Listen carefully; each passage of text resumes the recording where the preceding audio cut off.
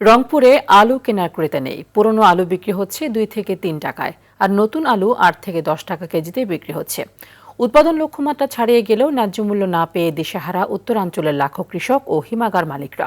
কৃষকের অভিযোগ, বাজার মনিটরিং ব্যবস্থা জোরদার না থাকায় মুনাফা লুটছেন মধ্যস্বত্বভোগীরা। রংপুর প্রতিনিধি জাহাঙ্গীর আলম বাদলের রিপোর্ট, জানাচ্ছেন লামিয়া তানজিন মাহমুদ। শিয়া বাটার ও ভিটামিন ই সমৃদ্ধ লিলি বিউটি সোপ, তারুণ্যময় উজ্জ্বল ত্বকের জন্য। রিমার্ক। বর্তমান বাজারে 1 লিটার বোতলজাত পানির দাম যখন 25 থেকে 30 টাকা, সেখানে উত্তরে শস্য ভাণ্ডার খ্যাত রংপুরে 1 কেজি পুরনো আলু মিলছে মাত্র 2 থেকে 3 টাকায়। নতুন আলু বিক্রি হচ্ছে 8 থেকে 10 টাকা কেজিতে। বীজ, সার ও কীটনাশকের দাম বেড়ে যাওয়ায় আলু চাষে খরচ বেড়েছে অনেক। ভরা মৌসুমে আলুর দাম কমে যাওয়ার ভয়ের সাথে যুক্ত হয়েছে চলতি শৈত্যপ্রবাহের কারণে ক্ষতির শঙ্কাও। বিঘা প্রতি প্রায় 22,000 টাকা লোকসানও গুনতে হচ্ছে চাষিদের।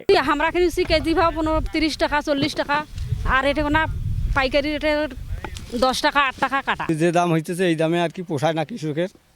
এখন খরচ বেশি, আবাদের সারের দাম বেশি, লেবারের দাম বেশি। ক্ষতি কেবল কৃষকের নয়, লোকসানের মুখে পড়েছেন হিমাগার মালিকেরাও। কৃষকেরা আলু থুয়ে পালিয়ে গেছে, আমরা ওগুলো পরিষ্কার করতেছি। উৎপাদনটা বেশি হওয়ার কারণে কি এই আলুটা আটকে গেছে, কিন্তু উৎপাদন বেশি হয়ে তো লাভ নেই, মানুষের চাহিদা কতটুকু এটা আগে দেখতে হবে। সরবরাহ বেশি হওয়ায় দাম কমছে আলুর, জানান কৃষি বিপণন অধিদপ্তরের এক কর্মকর্তা। এই নতুন এবং পুরাতন এই দুয়ে মিলে আমাদের বাজার পর্যাপ্ত আলু সরবরাহ থাকায় আলুর দামটা কিছুটা পড়ে গিয়েছিল। এদিকে আলুর ন্যায্য দাম নিশ্চিতকরণে কাজ করছে সরকার, জানান কৃষি সম্প্রসারণ অধিদপ্তরের এক কর্মকর্তা। আবাদ বেশি হলে আলুর দামটা কম পাওয়া যায়। এক্ষেত্রে সরকার চেষ্টা করছে কিভাবে তাদেরকে প্রপার মূল্যটা দেওয়া যায়।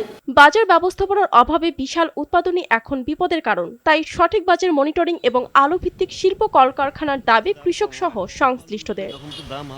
লামিয়া তানজিন মাহমুদ, RTV।